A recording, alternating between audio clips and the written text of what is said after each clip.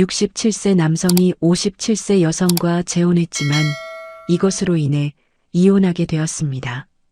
저는 김도연입니다. 올해 67세죠. 아내를 떠나보낸 지 벌써 4년이 흘렀습니다.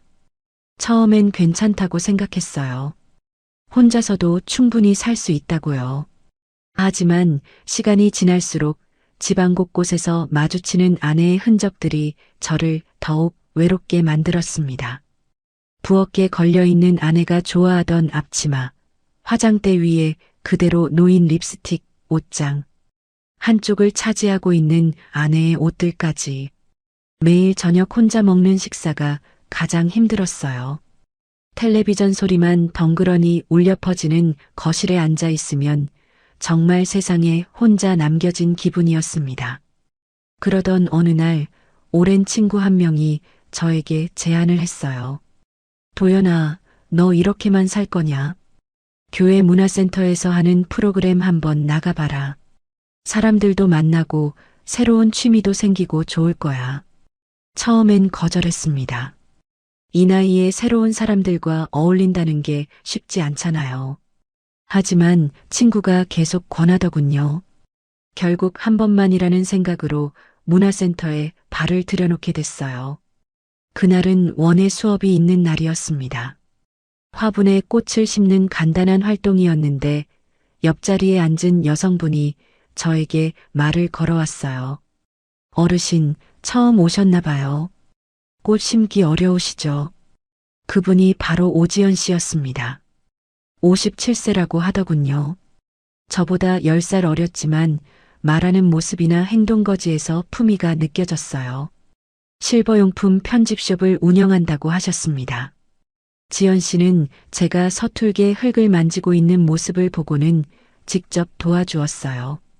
그 따뜻한 손길이 오랫동안 혼자였던 제 마음에 뭔가 따뜻한 것을 불어넣어주는 것 같았습니다. 혼자 사시나요? 지연 씨가 조심스럽게 물어봤어요. 저는 잠시 망설이다가 솔직하게 답했습니다. 네, 아내를 4년 전에 떠나보냈어요. 아, 그러셨군요. 저도 비슷해요. 남편이 5년 전에 세상을 떠났거든요. 그 순간 우리 사이에 뭔가 특별한 공감대가 형성됐습니다. 같은 아픔을 겪은 사람끼리만이 나눌 수 있는 깊은 이해 말이에요. 혼자 보내는 저녁이 제일 힘들죠. 지연 씨의 말에 저는 고개를 끄덕였어요. 정말 그랬거든요. 낮에는 바쁘게 지내면 시간이 금방 가는데 해가 지고 나면 문득문득 밀려오는 외로움을 어쩔 수 없었습니다. 그날 수업이 끝나고 우리는 근처 찻집에서 차를 마셨어요. 처음엔 어색했지만 이야기를 나누다 보니 시간 가는 줄 몰랐습니다. 지연 씨는 생각보다 활발하고 밝은 성격이었어요. 사별 후의 어려움에 대해서도 담담하게 이야기하더군요. 처음엔 모든 걸 혼자 해야 한다는 게 너무 막막했어요. 전구 하나 갈아 끼우는 것도 서툴렀거든요. 지연 씨의 솔직한 말에 저도 마음을 열게 됐습니다. 저도 그래요. 특히 요리가 제일 어려워요. 아내가 해주던 반찬 맛이 그리워서 비슷하게 만들어 보려 해도 영 안 되더군요. 우리는 그렇게 서로의 일상과 어려움을 나누었습니다. 오랜만에 누군가와 진솔한 대화를 나누니 마음이 한결 가벼워졌어요. 헤어질 때 지연 씨가 먼저 연락처를 물어봤습니다. 혹시 괜찮으시다면 연락처 좀 주실 수 있을까요? 가끔 이런 대화 상대가 있으면 좋을 것 같아서요. 저도 그런 생각이었어요. 번호를 주고받으며 다음에 또 만나자고 약속했습니다. 집으로 돌아가는 길, 제 발걸음이 평소보다 가벼웠어요. 오랜만에 누군가와 마음을 나눴다는 기분 좋음이 있었습니다. 그리고 묘한 설렘도 있었어요. 이 나이에 설렘이라니 스스로도 우습다는 생각이 들었지만요. 그날 밤 침대에 누워 천장을 바라보며 지연 씨와의 대화를 되새겨봤습니다. 따뜻한 미소, 세심한 배려, 그리고 무엇보다 저를 이해해 주려는 마음이 느껴졌어요. 며칠 후 지연 씨에게서 먼저 연락이 왔습니다. 안녕하세요. 오늘 날씨가 참 좋네요. 혹시 시간 되시면 산책 한번 같이 하실래요? 그 메시지를 받은 순간 제 마음이 두근거렸어요. 정말 오랜만에 느끼는 감정이었습니다. 이것이 새로운 인연의 시작이 될 줄은 그때만 해도 몰랐죠. 지연 씨와의 첫 산책은 정말 즐거웠습니다. 가을 단풍이 물든 공원길을 함께 걸으며 이런저런 이야기를 나눴어요. 지연 씨는 제가 생각했던 것보다 훨씬 활발한 분이었습니다. 이것저것 물어보기도 하고 재미있는 이야기도 많이 해주더군요. 도연 씨는 젊었을 때 어떤 일을 하셨어요? 자동차 정비소를 운영했어요. 40년 넘게 했죠. 은퇴한 지는 7년 됐고요. 와, 정말 대단하세요. 손재주가 좋으시겠어요. 지연 씨가 진심으로 감탄하는 모습을 보니 괜히 어깨가 으쓱해졌어요. 아내가 살아있을 때도 제 일에 대해 이렇게 관심을 보인 적이 별로 없었거든요. 아내는 늘 당연하다는 듯이 받아들였는데 지연 씨는 달랐습니다. 그 뒤로 우리는 자주 만나게 됐어요.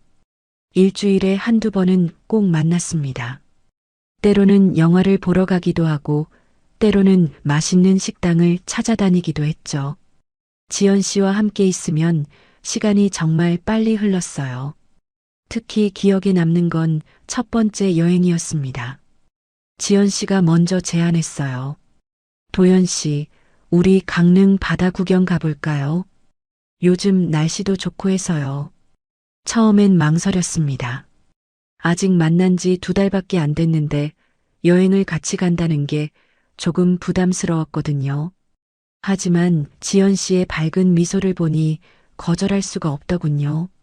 강릉 여행은 정말 즐거웠어요. 바닷바람을 맞으며 함께 걷던 순간 지연 씨가 갑자기 제 팔을 잡았습니다. 조심하세요. 돌이 미끄러워요. 그 순간 제 가슴이 쿵했어요. 정말 오랜만에 느끼는 설렘이었습니다. 이 나이에 이런 감정을 느낄 줄은 몰랐어요. 마치 20대로 돌아간 것 같았습니다. 여행에서 돌아온 후 저는 지연 씨에 대한 마음이 확실해졌어요. 단순히 외로움을 달래주는 친구가 아니라 진짜 사랑하는 감정이었습니다. 매일 아침 눈을 뜰 때마다 지연 씨 생각이 가장 먼저 떠올랐어요. 지연 씨도 비슷한 마음인 것 같았습니다.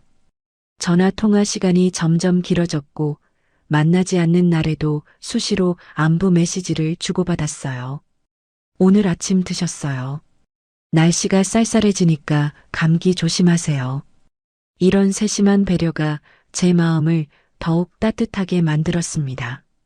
아내가 세상을 떠난 후 누군가 저를 걱정해주고 챙겨주는 사람이 생긴다는 게 이렇게 고마울 줄 몰랐어요. 석 달쯤 지났을 때 저는 용기를 내서 지연 씨에게 마음을 고백했습니다. 지연 씨, 저는 지연 씨를 정말 좋아해요. 혹시 저와 같은 마음이라면 결혼을 생각해 보시면 어떨까요? 지연 씨는 잠시 놀란 표정을 지었지만 곧 환한 미소를 보여줬어요. 저도 도연 씨 마음과 같아요. 하지만 서로 자식들도 있고 하니까 천천히 생각해 봐요. 그렇게 우리는 서로의 자녀들을 만나보기로 했습니다. 제게는 딸 서연이가 있었고 지연 씨에게는 아들 하나가 있었어요. 다행히 양쪽 자녀들 모두 우리 관계를 반대하지 않았습니다. 특히 제 딸 서연이는 오히려 적극적으로 찬성했어요. 아빠, 혼자 계시는 거 보기 안쓰러웠어요. 좋은 분 만나셔서 다행이에요. 지연 씨도 참 좋은 분 같고요. 서연이의 말에 제 마음이 한결 가벼워졌습니다. 자식의 축복을 받는다는 게 이렇게 중요한 일인지 몰랐어요. 그해 겨울, 우리는 정식으로 결혼을 하기로 결정했습니다. 너무 성급한 건 아닌지 고민도 했지만 이 나이에 시간을 더 끌 필요는 없다고 생각했어요. 서로 확신이 섰으니까요. 결혼 준비 과정도 즐거웠습니다. 지연 씨와 함께 새 집을 구하고 가구를 고르고 혼수를 준비하는 모든 과정이 설레고 행복했어요. 마치 처음 결혼하는 청년처럼 들떠 있었습니다. 웨딩 촬영을 할 때는 정말 부끄러웠어요. 이 나이에 턱시도를 입고 웨딩드레스 입은 지연 씨와 사진을 찍는다니요. 하지만 지연 씨가 너무 예뻐 보여서 자꾸 웃음이 나왔습니다. 도연 씨, 웃지 말고 진지하게 해요. 사진사가 몇 번이나 주의를 주었지만 저는 도저히 웃음을 참을 수가 없었어요. 지연 씨도 제 모습을 보고 같이 웃어서 촬영이 더 즐거웠습니다. 결혼식은 간소하게 치렀어요. 가족들과 가까운 친구들만 초대해서 조용하게 했습니다. 하지만 제게는 그 어떤 화려한 결혼식보다 의미 있고 소중했어요. 주례사를 맡아주신 목사님이 말씀하셨습니다. 늦은 나이에 결혼이지만 오히려 더 성숙하고 깊은 사랑을 나눌 수 있을 겁니다. 서로를 이해하고 배려하며 아름다운 황혼을 함께 보내시길 바랍니다. 그 말을 들으며 저는 마음속으로 다짐했어요. 지연 씨를 끝까지 사랑하고 보호하겠다고요. 이 사람이라면 정말 마지막까지 함께하고 싶다는 생각이 들었습니다. 신혼여행은 제주도로 갔어요. 지연 씨가 제주도를 한 번도 가본 적이 없다고 해서 제가 제안했습니다. 한라산도 오르고 바다도 구경하고 맛있는 음식도 많이 먹었어요. 특히 바닷가에서 지연 씨와 함께 일몰을 바라보던 순간이 가장 기억에 남습니다. 붉은 노을이 바다를 물들이는 모습이 정말 아름다웠어요.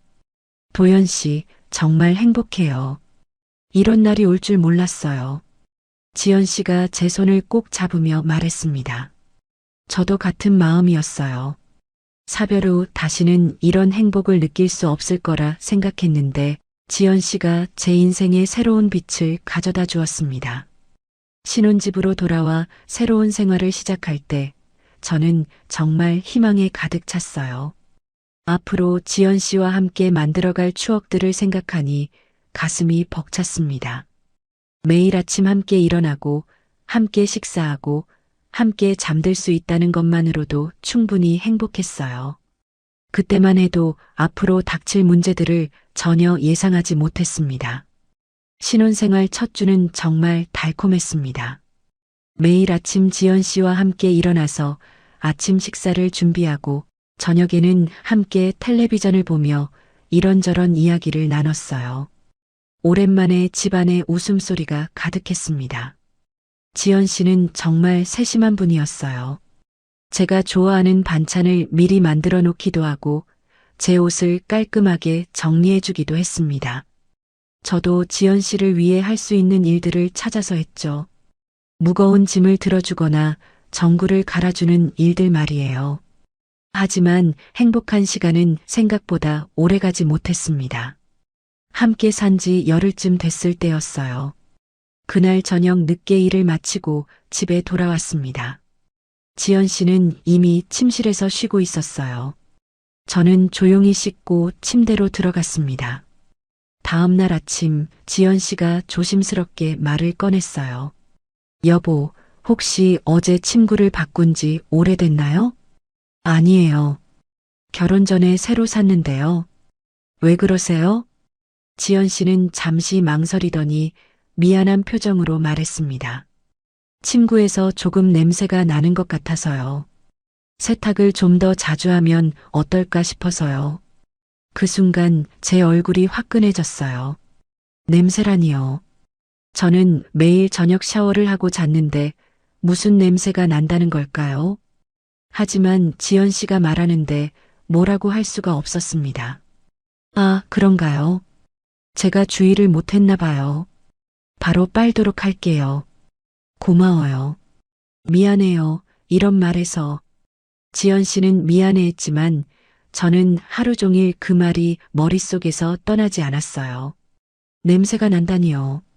저한테서 냄새가 나는 건지 아니면 정말 침구 문제인지 계속 생각하게 됐습니다. 그날 저녁 샤워를 하면서 평소보다 더 꼼꼼히 몸을 씻었어요. 비누칠도 2번 했고 샴푸도 충분히 했습니다. 혹시 모르니까 면도도 깔끔하게 하고 로션까지 발랐어요. 침구도 모두 새 것으로 교체했습니다. 이제 괜찮겠지 싶었어요. 하지만 며칠 후 또 같은 일이 일어났습니다. 여보, 정말 미안한데요.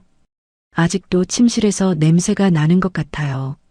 이번엔 더 직접적으로 말하더군요. 저는 점점 당황스러워졌어요. 침구도 새로 바꿨는데 왜 계속 냄새가 난다는 걸까요? 혹시 제가 모르는 사이에 냄새가 나는 건 아닐까요? 저는 조심스럽게 물어봤습니다. 지연 씨는 잠시 말을 못하더니 고개를 끄덕였어요. 그럴 수도 있겠네요.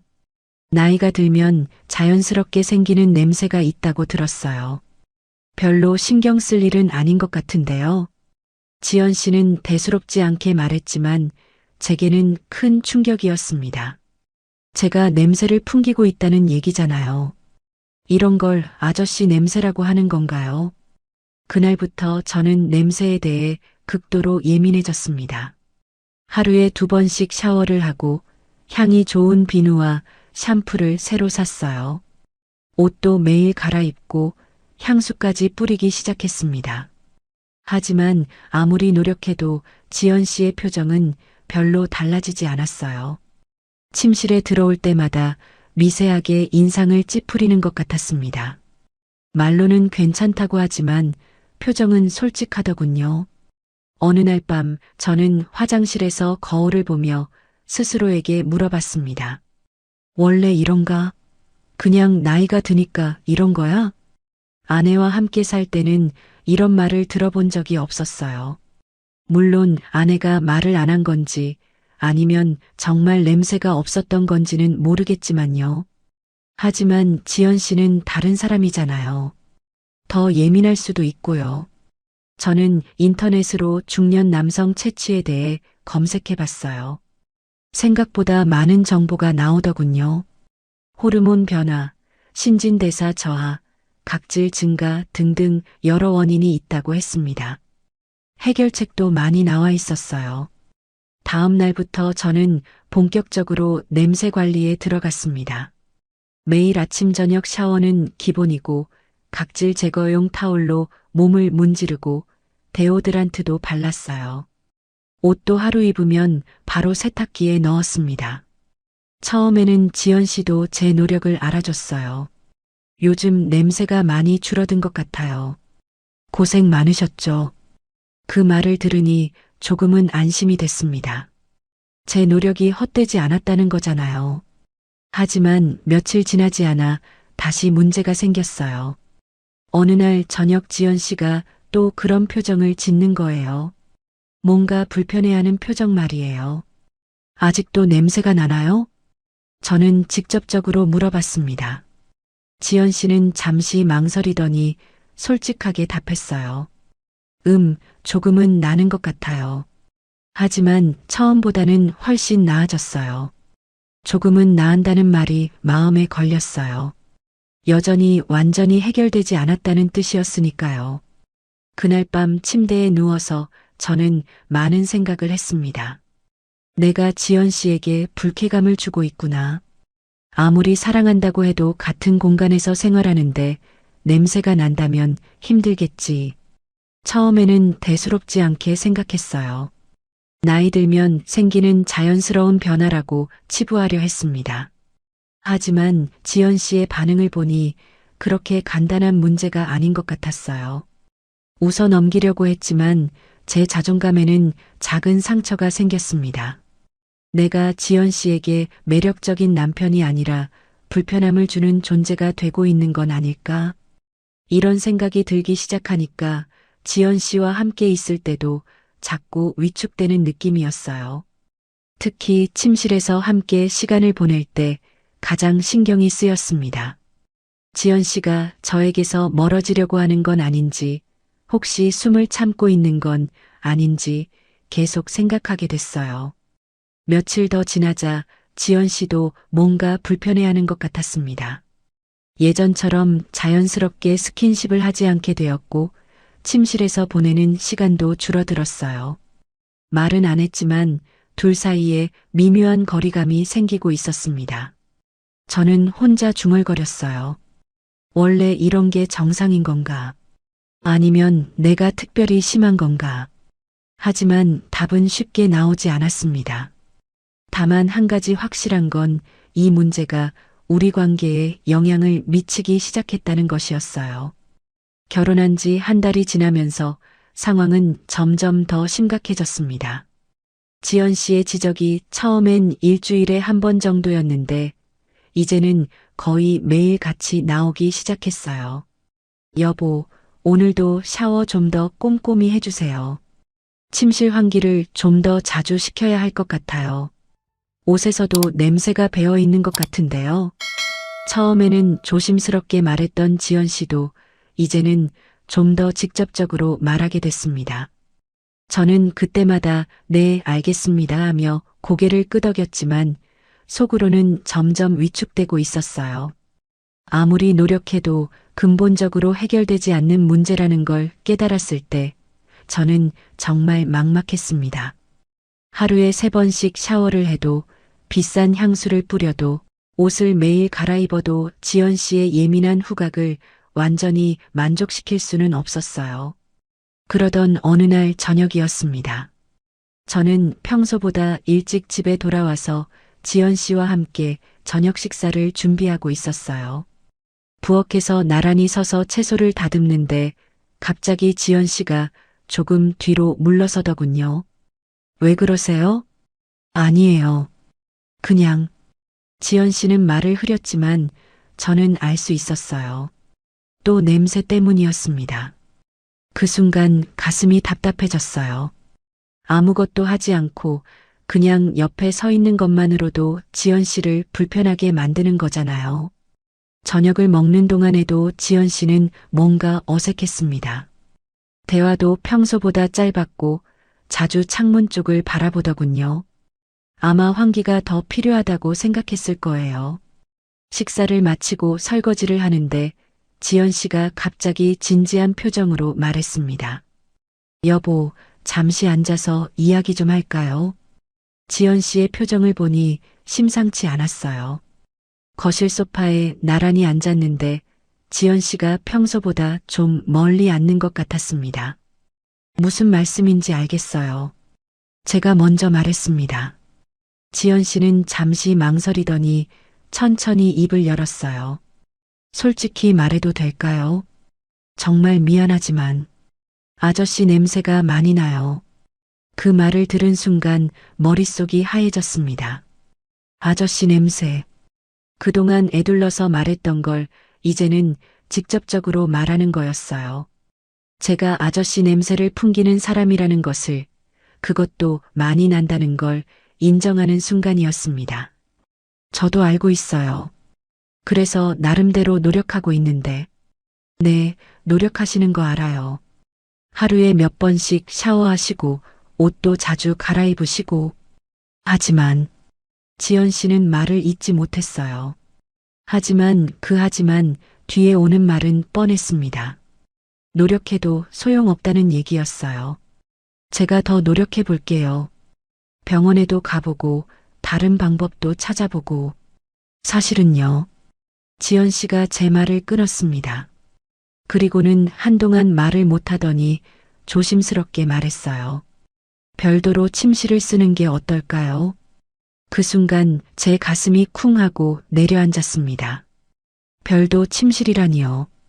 결혼한 지 겨우 한 달인데 벌써 따로 자자는 얘기였어요. 그게 무슨 말이에요? 저는 당황해서 말을 더듬었습니다. 지연 씨도 힘들어하는 것 같았어요. 미안해요. 정말 미안해요. 하지만 같은 침실에서 자는 게 너무 힘들어요. 냄새 때문에 잠을 제대로 못 자겠어요. 잠을 못 잔다는 말에 저는 더 큰 충격을 받았습니다.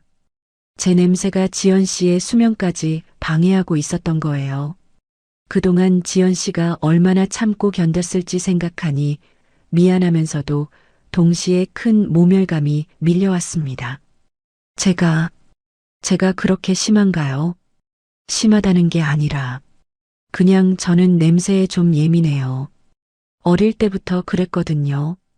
지연 씨는 최대한 상처를 주지 않으려고 말을 골라 했지만 저에게는 다 똑같았어요. 결국 제가 냄새나는 사람이라는 건 변하지 않는 사실이었으니까요. 알겠어요. 그렇게 하죠. 저는 최대한 담담하게 말했지만 속으로는 무너져 내리고 있었어요.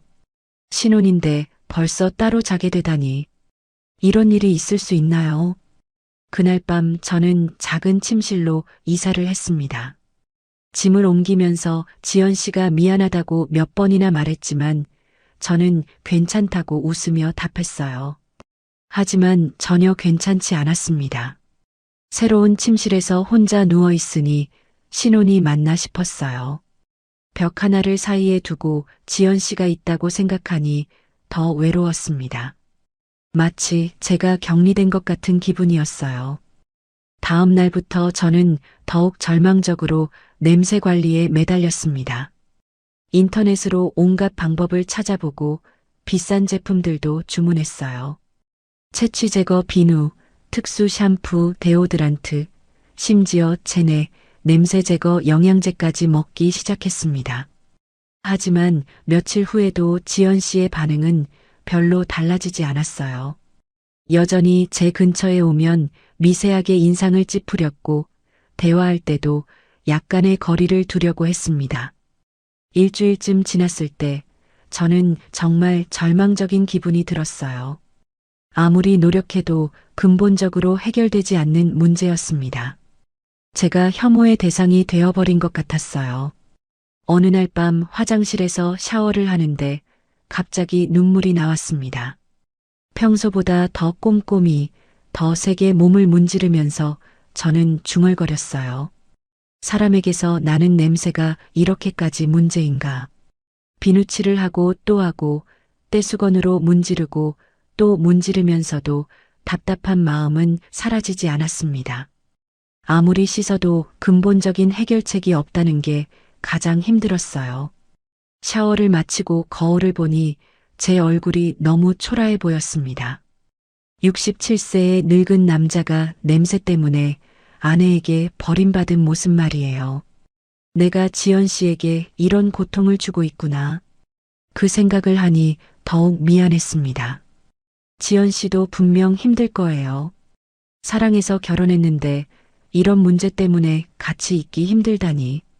저만 힘든 게 아니라 지연 씨도 마찬가지일 거라는 생각이 들었어요. 화장실에서 나와 작은 침실로 돌아가는 길에 지연 씨 방 앞을 지나게 됐습니다. 문틈으로 새어나오는 불빛을 보니 지연 씨도 아직 잠들지 않은 것 같았어요. 혹시 지연 씨도 이 상황을 힘들어하고 있는 건 아닐까? 침대에 누워서도 잠이 오지 않았습니다. 천장을 바라보며 계속 생각했어요. 내가 지연 씨를 사랑한다고 말할 자격이 있나? 상대방을 불편하게 만드는 사람이 사랑을 말할 수 있나? 결혼 전에는 이런 문제가 있을 줄 몰랐어요. 연애할 때는 데이트하고 헤어지니까 큰 문제가 없었는데 같이 살기 시작하니까 이런 현실적인 문제들이 드러나는 거였습니다. 새벽까지 뒤척이다가 겨우 잠이 들었는데 꿈에서도 지연 씨가 저를 피하는 모습이 나왔어요. 꿈속에서도 저는 지연 씨에게 가까이 가려고 하는데 지연 씨는 계속 뒤로 물러서더군요. 별도 침실을 쓴 지 일주일 후 저는 더 이상 혼자 끙끙 앓고 있을 수만은 없었어요. 근처 종합병원 내과에 예약을 잡고 진료를 받으러 갔습니다. 병원에 가는 길에도 창피했어요. 냄새 때문에 병원에 간다니 이런 일로 의사 선생님을 찾는 사람이 또 있을까 싶었습니다. 대기실에 앉아 있는 동안에도 혹시 제게서 냄새가 날까봐 다른 환자들과 거리를 두고 앉았어요. 제 차례가 되어 진료실에 들어갔을 때 의사 선생님이 50대 중반 정도의 친근한 분이었습니다. 어떤 증상으로 오셨나요? 그게 좀 창피한 얘기인데요. 저는 한참을 망설이다가 상황을 설명했어요. 결혼 후 아내가 채취 때문에 힘들어한다는 것, 아무리 씻어도 냄새가 사라지지 않는다는 것, 이제는 따로 잠을 잘 정도가 됐다는 것까지 모든 걸 솔직하게 말했습니다. 의사 선생님은 진지하게 들어주었어요. 그리고 몇 가지 질문을 했습니다. 평소에 당뇨나 고혈압 같은 지병이 있으신가요? 아니요, 특별한 병은 없어요. 술이나 담배는 하시나요? 술은 가끔, 담배는 20년 전에 끊었어요. 요즘 스트레스를 많이 받으시나요? 네. 이 문제 때문에 많이 받고 있어요. 의사 선생님은 제 몸을 간단히 진찰한 후 혈액 검사와 소변 검사를 권했습니다. 그리고는 차근차근 설명해 주었어요. 일단 검사 결과를 봐야겠지만 67세 남성이라면 어느 정도의 체취는 자연스러운 현상입니다. 나이가 들면서 호르몬 변화, 신진대사 저하, 피부 변화 등으로 인해 젊을 때와는 다른 냄새가 날 수 있어요. 그럼 치료가 가능한가요? 완전히 없앨 수는 없지만 어느 정도 관리는 가능합니다. 다만 검사 결과에 따라 달라질 수 있어요. 일주일 후 검사 결과를 들으러 다시 병원에 갔습니다. 의사 선생님의 표정이 조금 심각해 보였어요. 검사 결과가 나왔는데요. 당뇨 수치가 조금 높게 나왔습니다. 당뇨 초기 단계라고 보시면 돼요. 당뇨요? 네, 공복 혈당이 110을 넘어서고 있어요. 아직 심각한 단계는 아니지만 관리가 필요합니다. 그리고 이게 체취와도 관련이 있을 수 있어요. 의사 선생님은 자세히 설명해 주었습니다. 당뇨가 있으면 몸에서 특유의 달콤한 냄새가 날 수 있고 이것이 노년 체취와 합쳐지면 더 강한 냄새가 날 수 있다는 것이었어요. 그럼 당뇨만 치료하면 냄새도 없어지나요? 어느 정도 줄어들 수는 있지만 완전히 사라지지는 않을 겁니다. 노년 체취라는 게 여러 가지 원인이 복합적으로 작용하는 거거든요. 솔직히 말씀드리면 의사 선생님이 잠시 말을 멈췄다가 조심스럽게 말했어요. 이 나이에 생기는 체취는 어느 정도 자연스러운 숙명이라고 보셔야 해요. 관리로 줄일 수는 있지만 완전히 없애는 건 현실적으로 어려워요. 그 말을 들은 순간 가슴이 무너져 내리는 것 같았어요. 숙명이라니요. 제가 아무리 노력해도 근본적으로 해결될 수 없는 문제라는 얘기였습니다. 관리 방법은 어떤 게 있나요? 우선 당뇨 관리가 중요해요. 식이 조절과 운동을 통해 혈당을 관리하시고 체중도 조금 줄이시는 게 좋겠어요. 그리고 개인 위생을 철저히 하시고 면 소재 옷을 입으시고 스트레스를 줄이는 것도 도움이 됩니다. 병원에서 나오는 길에 저는 정말 절망적이었어요. 자연스러운 숙명이라는 의사의 말이 머릿속에서 맴돌았습니다. 지연 씨에게 어떻게 이 사실을 말해야 할지 막막했어요. 집에 돌아와서 지연 씨에게 검사 결과를 알려줬습니다. 당뇨 초기라는 것, 체취의 원인 중 하나라는 것, 하지만 완전히 사라지기는 어렵다는 것까지 모든 걸 솔직하게 말했어요. 지연 씨는 한동안 말이 없다가 한숨을 쉬었습니다. 그럼 계속 이런 식으로 살아야 하는 건가요? 그 말이 제 가슴을 찔렀어요. 지연 씨도 이 상황을 받아들이기 힘들어하는 게 느껴졌습니다. 의사 선생님 말로는 관리하면 어느 정도 줄일 수 있다고 해요. 제가 최선을 다해 볼게요.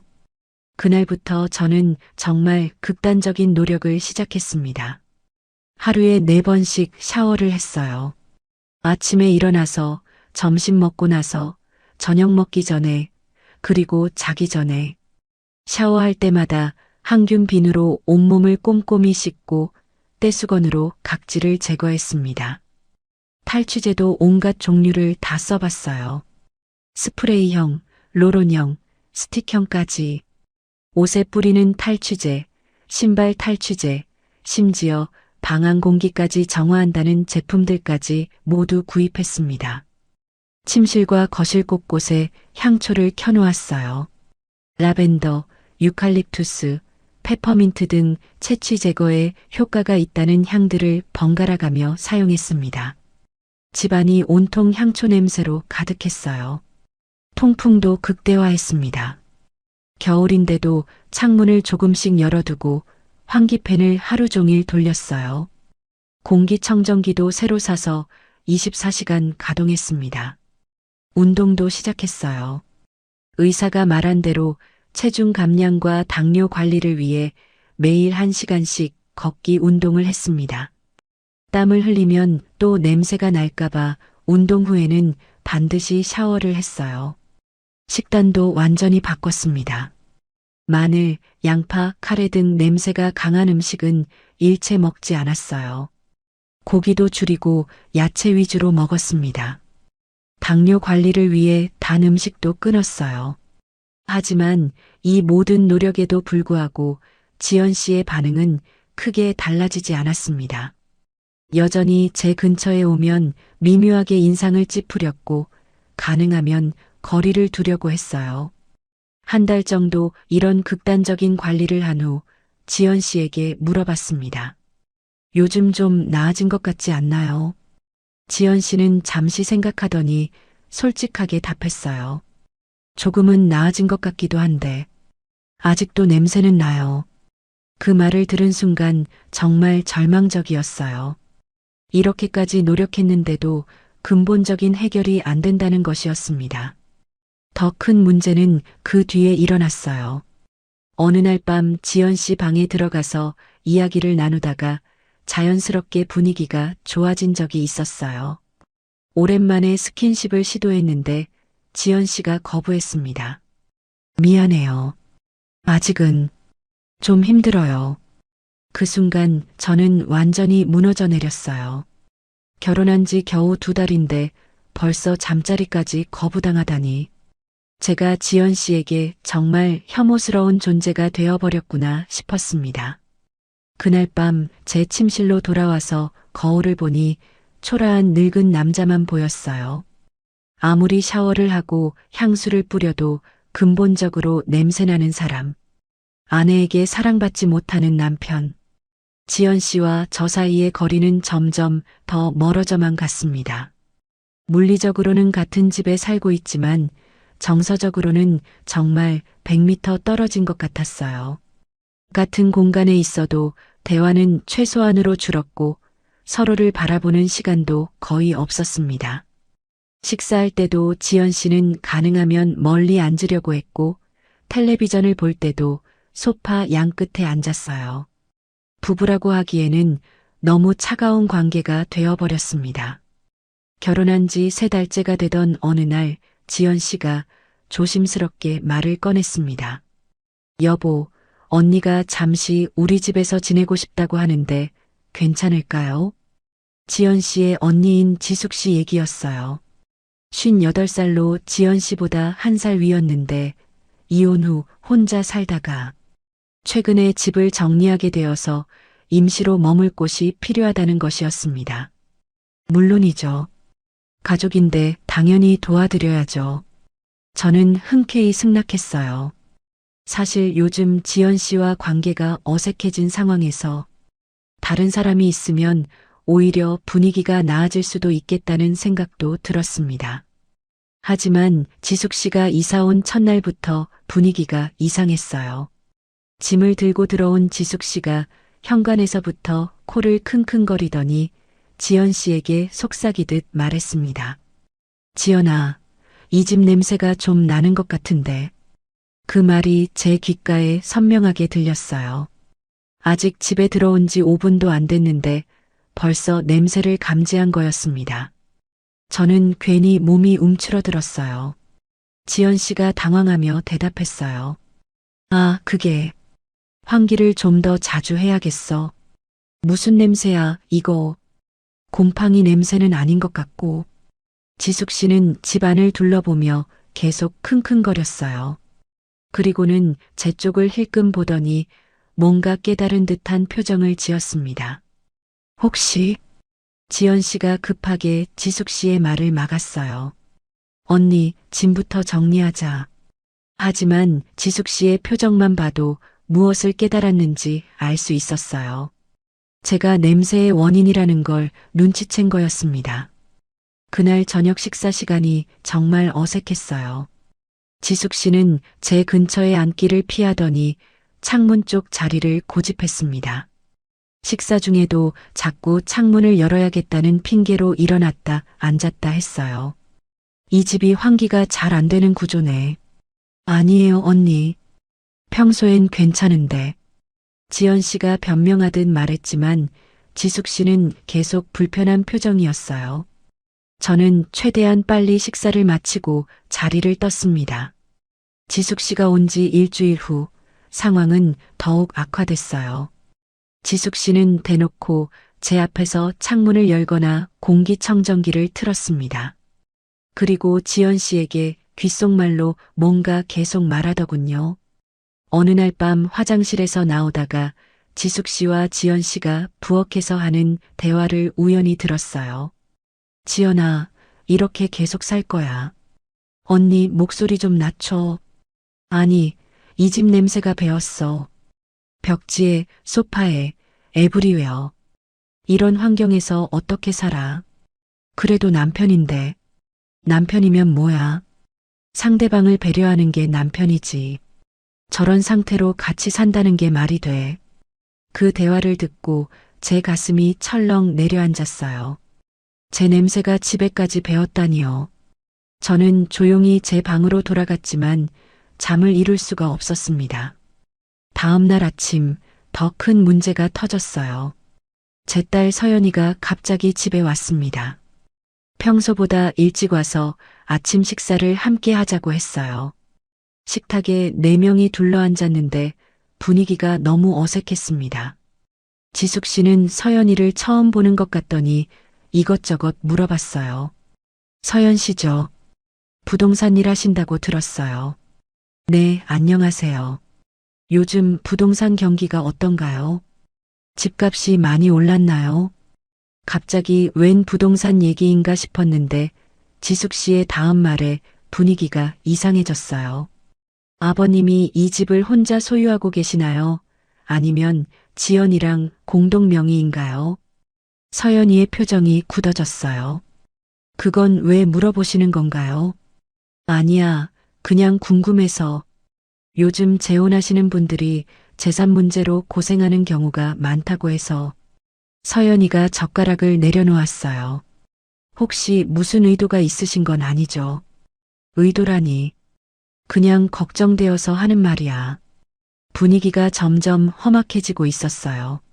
저는 중재를 하려고 했지만 서연이가 먼저 폭발했습니다. 아빠 재산에 욕심이라도 있으신 거예요. 뭐라고? 지숙 씨가 발끈했어요. 지연 씨도 당황해서 말렸지만 이미 돌이킬 수 없는 상황이 됐습니다. 서연아, 언니가 그런 뜻으로 한 말이 아니야. 아닌 게 아니라 왜 갑자기 재산 얘기를 꺼내는 거예요? 아빠와 결혼한 지 겨우 몇 달 됐는데. 서연이의 목소리가 점점 커졌어요. 그리고 솔직히 말해서 아빠한테 뭔 재산이 있다고.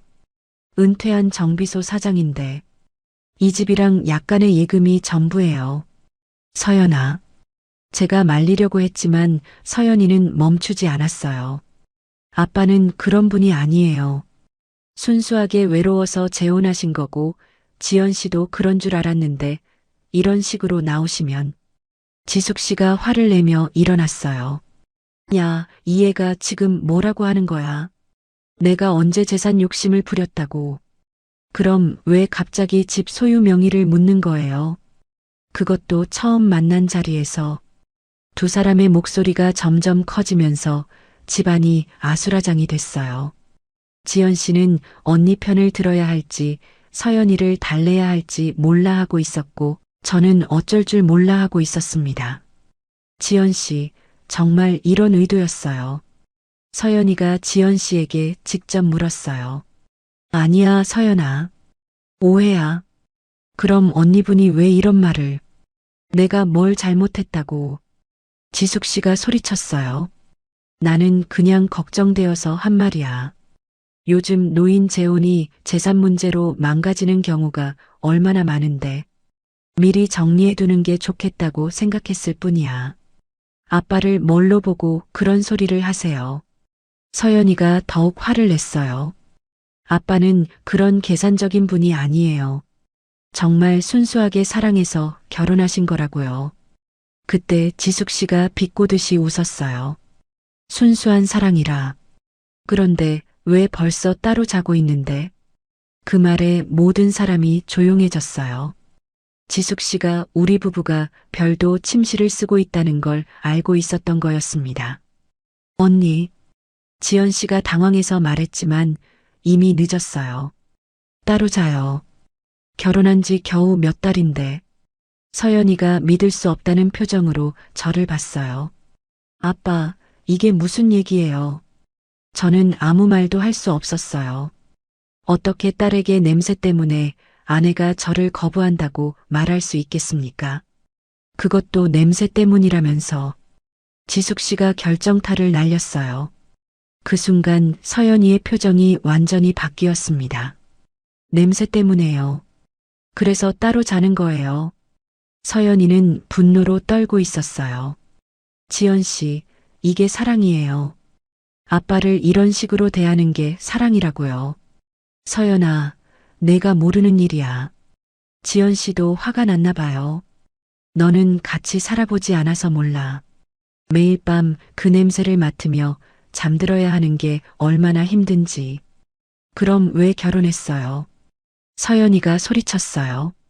사랑한다고 해놓고 왜 이런 식으로 대해요? 아빠가 얼마나 노력하시는데. 집안은 완전히 전쟁터가 되었어요. 지숙 씨는 지연 씨 편을 들며 서연이를 비난했고 서연이는 제 편을 들며 지연 씨를 공격했습니다. 지연 씨는 자신을 방어하느라 바빴고 저는 그 중간에서 어쩔 줄 몰라 하고 있었어요. 그만해요, 다들. 제가 간신히 소리를 질렀어요. 이게 뭐 하는 짓이에요? 하지만 아무도 제 말을 듣지 않았어요.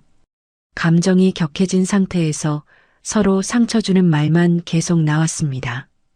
그 이후로 집안 분위기는 최악이 됐어요. 서연이는 지연 씨와 지숙 씨를 적대시했고 지숙 씨는 서연이를 버릇없는 애라고 무시했습니다. 지연 씨는 언니와 서연이 사이에서 스트레스를 받았고 저는 모든 것의 원인 제공자가 된 기분이었어요. 식사 시간마다 차가운 침묵만 흘렀고 누군가 말을 해도 대답하는 사람이 없었습니다. 집안 공기 자체가 무겁고 불편했어요. 마치 폭탄이 터지기 전에 긴장감 같은 게 계속 흐르고 있었습니다. 저는 점점 무력감과 피로가 쌓여갔어요. 제 냄새 때문에 시작된 문제가 이제는 가족 전체를 갈라놓는 상황이 됐습니다. 모든 게 제 탓인 것 같아서 죄책감이 들었지만 동시에 어떻게 해야 할지 모르겠어서 답답했어요. 그렇게 냉전 상태가 일주일 정도 계속되던 어느 날 저녁이었습니다. 정말 사소한 일이었어요. 제가 거실에서 신문을 보고 있는데 지연 씨가 저녁 준비를 하고 있었습니다. 지숙 씨는 지연 씨 옆에 서서 뭔가 계속 속삭이고 있었어요. 그때 제가 기침을 한 번 했어요. 그냥 목이 조금 간질거려서 무의식적으로 한 기침이었습니다. 그런데 지숙 씨가 갑자기 인상을 찌푸리며 지연 씨에게 말했어요. 지연아, 저기 또 시작이네. 언니, 그냥 기침일 뿐이야. 기침이 문제가 아니라 그 냄새가 또 퍼진다고. 그 말을 듣는 순간 제가 갑자기 화가 났어요. 기침 한 번 하는 것도 냄새 핑계로 트집을 잡는다니요. 저는 신문을 접으며 일어났습니다. 지숙 씨, 그렇게 불편하시면 다른 곳에 가서 계시면 어떨까요? 뭐라고 했어요? 지숙 씨가 돌아보며 말했어요. 제가 뭘 잘못했다고 기침 한 번 하는 것도 그렇게 민감하게 반응하시는 거예요. 기침이 문제가 아니라 냄새가. 냄새 하지 마세요. 저도 모르게 목소리가 커졌어요. 저도 사람이에요. 아무리 냄새가 난다고 해도 이렇게 눈치를 주면 어떡해요. 지연 씨가 황급히 말렸어요. 여보, 진정해요. 진정하라고요. 저는 지금까지 충분히 진정했어요. 제 목소리가 점점 커졌습니다. 그동안 참고 참았던 감정이 터져나오고 있었어요. 하루에 4번씩 샤워하고 온갖 탈취제 다 써보고 이 집에 향초까지 피우며 사는 게 정상이라고 생각하세요. 그래도 부부인데 서로 배려해야. 지숙 씨가 말했지만 저는 더 이상 참을 수 없었어요. 배려라고요.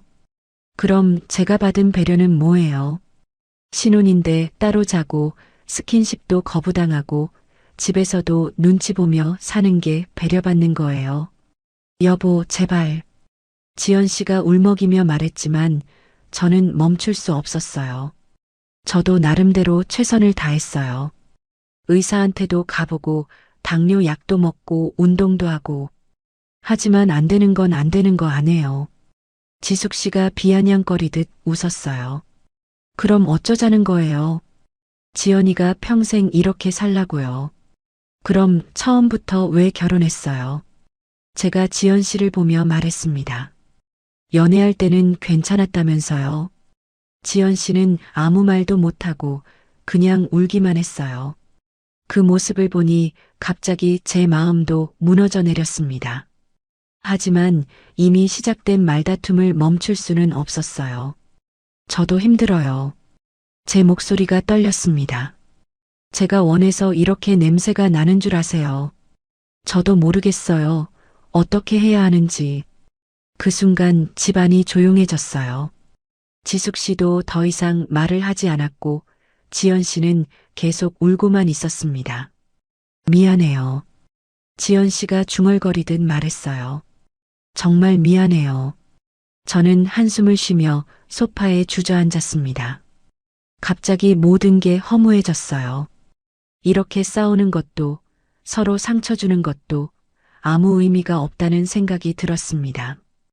그날 밤 지연 씨가 제 방으로 왔어요. 눈이 퉁퉁 부어 있었습니다. 이야기 좀 해요. 저는 고개를 끄덕였어요. 드디어 진지한 대화를 해야 할 때가 온 것 같았습니다. 처음엔 정말 사랑했어요. 지연 씨가 떨리는 목소리로 말했어요. 도연 씨를 만났을 때 정말 행복했어요. 혼자 있을 때의 외로움을 달래줄 사람을 만났다고 생각했고요. 저는 조용히 들었습니다. 결혼할 때도 정말 좋았어요. 앞으로 함께 만들어갈 추억들을 생각하니까 설레고 기뻤어요. 지연 씨의 목소리에서 그때의 행복했던 기억이 느껴졌어요. 하지만 지연 씨가 말을 멈췄다가 다시 이어갔습니다. 하지만 같이 살기 시작하면서 모든 게 달라졌어요. 냄새가 너무 심해서 견딜 수가 없었어요. 그 말을 들으니 가슴이 아팠어요. 하지만 지연 씨의 솔직한 심정을 듣고 싶었습니다. 처음엔 참으려고 했어요. 사랑하니까 이 정도는 감수할 수 있다고 생각했어요. 하지만 시간이 지날수록 더 힘들어졌어요. 알아요. 제가 조용히 말했어요. 저도 알고 있어요. 같은 공간에 있으면 숨이 막혀요. 지연 씨가 울면서 말했어요.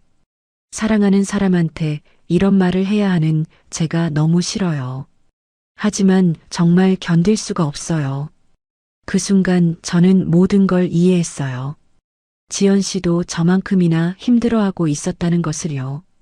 저를 사랑하지만 함께 있기 힘든 자신의 상황을 괴로워하고 있었던 거였어요. 당신 곁에 있으면 정말 숨이 막혀요. 지연 씨가 마지막으로 말했어요. 그 말을 듣는 순간 저는 모든 걸 포기하게 됐습니다. 알겠어요. 저는 담담하게 말했어요. 제가 지연 씨를 불행하게 만들고 있다는 걸 알겠어요. 지연 씨가 더 세게 울었어요.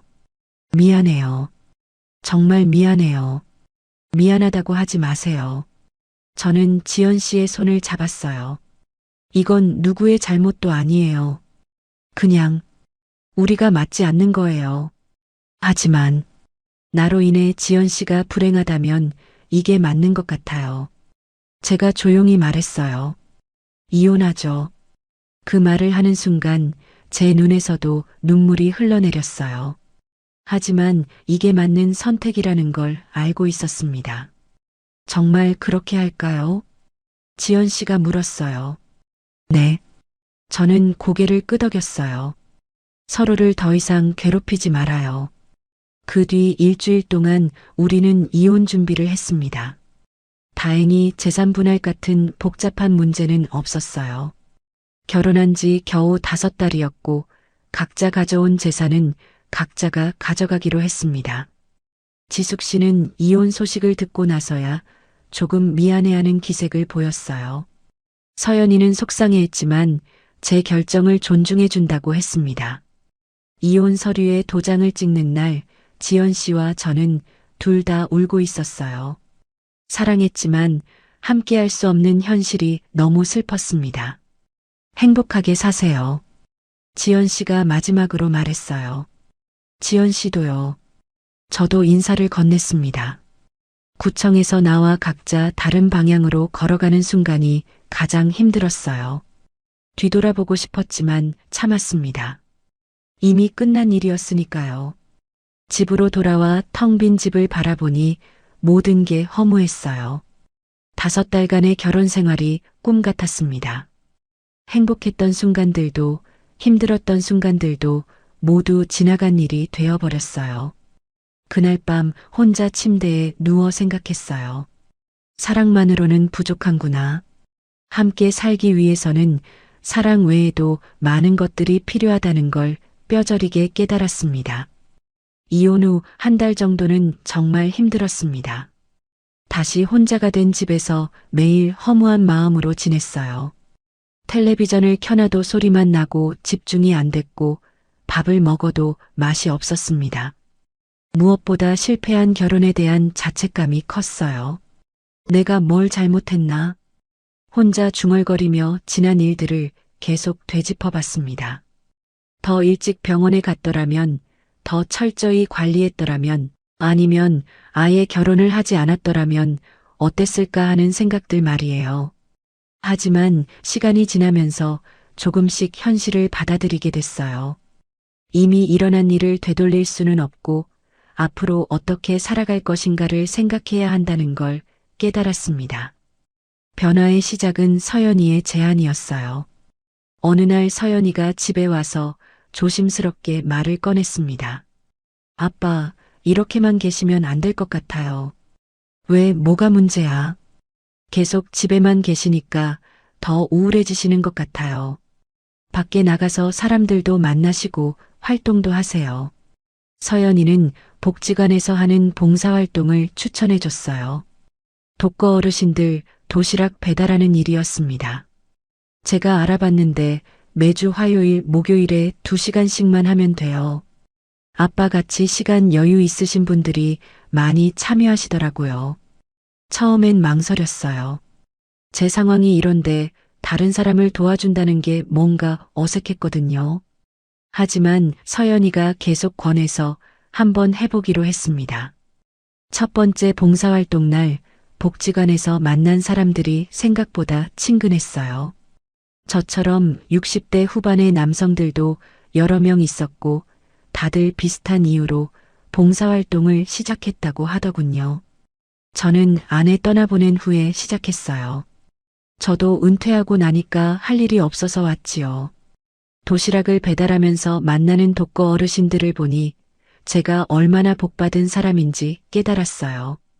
저는 건강하고 딸도 있고 경제적으로도 큰 어려움이 없는데 혼자라고 우울해하고 있었던 거였습니다. 특히 기억에 남는 할머니가 한 분 계셨어요. 80세가 넘으신 분인데 혼자 사시면서도 항상 밝게 웃으며 인사해 주셨어요. 아이고, 오늘도 와주셨네요. 고마워요, 정말. 할머니의 진심 어린 감사 인사를 들을 때마다 마음이 따뜻해졌어요. 제가 누군가에게 도움이 되고 있다는 느낌이 들었습니다. 봉사활동을 1달 정도 하고 나니까 생활 패턴이 달라졌어요. 정해진 시간에 나가야 하니까 일찍 일어나게 됐고 사람들을 만나니까 자연스럽게 몸단장도 신경 쓰게 됐습니다. 그러던 어느 날 봉사활동 동료 중 한 분이 워킹클럽을 추천해 주었어요. 도연 씨, 걷기 모임 한번 나와보세요. 매주 토요일 아침에 산책로를 걸으면서 이야기도 나누고 좋아요. 저 같은 사람이 가도 괜찮을까요? 무슨 소리예요? 나이도 비슷하고 다들 좋은 분들이에요. 워킹클럽에 처음 참가한 날 10명 정도의 중년 남녀가 모여 있었어요. 다들 편안한 운동복 차림으로 밝은 표정이었습니다. 저는 혹시 냄새 때문에 눈치를 받을까봐 걱정했지만 다행히 야외 활동이라 그런 걱정은 없었어요. 새로 오신 분이시네요. 반가워요. 안녕하세요. 김도연이라고 합니다. 사람들이 따뜻하게 인사를 건넸어요. 함께 1시간 정도 걸으면서 자연스럽게 대화를 나눴습니다. 날씨 얘기, 건강 얘기, 자식 얘기 등 일상적인 이야기들이었어요. 도연 씨는 어떤 일 하셨어요? 자동차 정비소를 했었어요. 아, 그럼 손재주가 좋으시겠어요. 요즘 차 고장나면 어디 가서 믿고 맡길 데가 없어요. 사람들이 제 경험에 관심을 보여주니까 기분이 좋았어요. 오랜만에 누군가에게 인정받는 느낌이었습니다. 워킹클럽을 꾸준히 다니면서 제 건강도 많이 좋아졌어요. 규칙적인 운동으로 체중이 줄었고 당뇨 수치도 개선됐습니다. 의사 선생님도 건강 상태가 많이 나아졌다고 하더군요. 신기한 건 체취도 많이 줄어들었다는 것이었어요. 스트레스가 줄어들고 규칙적으로 운동하면서 신진대사가 좋아진 것 같았습니다. 예전처럼 하루에 4번씩 샤워하지 않아도 됐어요. 서연이도 제 변화를 알아봤어요. 아빠, 요즘 표정이 많이 밝아지셨어요. 그래. 네, 예전보다 훨씬 활기차 보이세요. 봉사활동 하시는 게 잘한 것 같아요. 서연이와의 관계도 더 끈끈해졌어요. 예전에는 일주일에 1번 정도 안부 전화를 하는 정도였는데 이제는 자주 만나서 함께 시간을 보내게 됐습니다. 아빠, 이번 주말에 등산 갈까요? 좋지. 요즘 체력도 좋아졌는데. 딸과 함께 산에 오르면서 이런저런 이야기를 나누는 시간이 정말 소중했어요. 서연이도 제가 혼자서도 잘 지내고 있다는 걸 보고 안심하는 것 같았습니다. 아빠, 결혼 일은 너무 자책하지 마세요. 어느 날 서연이가 조심스럽게 말했어요. 아빠 잘못이 아니에요. 그냥 안 맞았던 거죠. 알아, 이제는 괜찮아. 정말로 괜찮아졌어요. 처음에는 실패한 결혼에 대한 죄책감과 자책감이 컸는데 시간이 지나면서 그것도 인생의 한 부분이었다고 받아들이게 됐습니다. 1년이 지난 지금 저는 새로운 일상에 완전히 적응했어요. 주 2회 봉사활동, 주 1회 워킹클럽, 그리고 딸과의 정기적인 만남. 이런 규칙적인 생활이 생각보다 만족스러웠습니다. 가끔 지연 씨 생각이 날 때도 있어요. 어떻게 지내고 있을까, 건강하게 살고 있을까 하는 궁금함이 들죠. 하지만 더 이상 그리움이나 후회는 없어요. 서로에게 맞지 않았던 사람이었다는 걸 인정하게 됐거든요. 오히려 혼자 사는 생활이 편안해졌어요. 누구 눈치 볼 필요 없이 제가 하고 싶은 대로 살 수 있고 냄새 때문에 스트레스 받을 일도 없어요. 제 공간에서 제 방식대로 사는 게 이렇게 자유로운 줄 몰랐습니다. 어느 날 워킹클럽에서 만난 분이 물어봤어요. 도연 씨, 재혼 생각은 없으세요?